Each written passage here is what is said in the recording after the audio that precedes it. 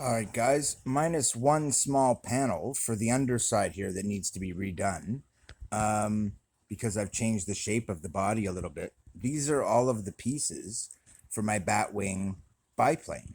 Um, the front cowling came out absolutely gorgeous. When it's on the airplane, it looks stunning.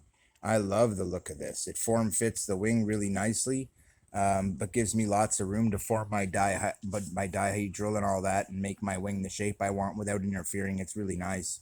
Um, I've got my wings laid out here with the spacers for the wings and the standoffs. This is, in fact, the hatch that needs to be remade. It's not long enough for the way I'm doing it right now. That's going to be for my battery tray. These are the tail sections. We've got the vertical, the horizontal, the wings. We've got all the landing gear bits that are going to be needed. Plus, some of those will change, but for now, that's them. All of the cowling pieces that are there. And the airplane is looking very complete. It actually looks really, really good now. And so I have pulled it apart. Now all the pieces go into a bag because it's essentially finished. From here, I just need to symmetry the pieces. You can see these two aren't exactly the same. They're very, very close, but one has a slightly deeper cut. Little things like that all have to be addressed. Everything has to be symmetrical and perfect. Once all that's done, I can build the airplane. So this one's almost done.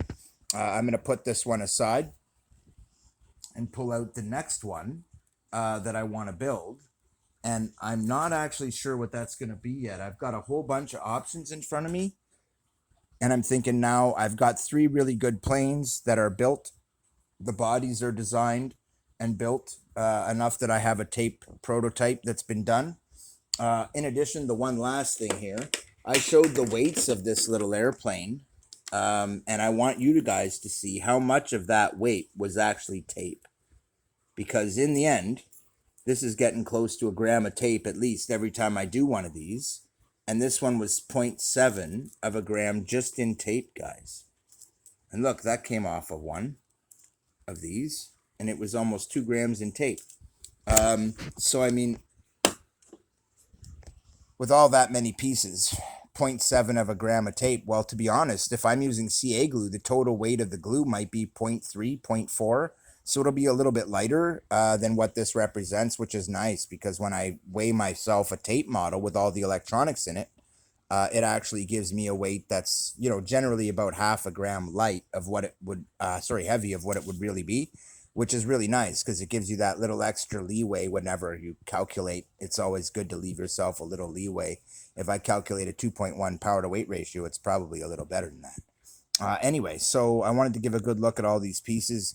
This one is actually one of the more complicated ones I've built. When you look at the totality of number of pieces, this is actually the most complicated biplane I've ever built. These are compound pieces, meaning it's actually two pieces put together, as you can see, to get this shape.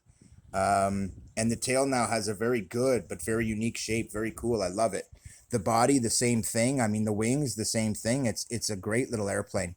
Anyway, enough said. I'm pretty excited. I just thought I'd show you the latest update, and that she is in fact complete as far as the design stage goes.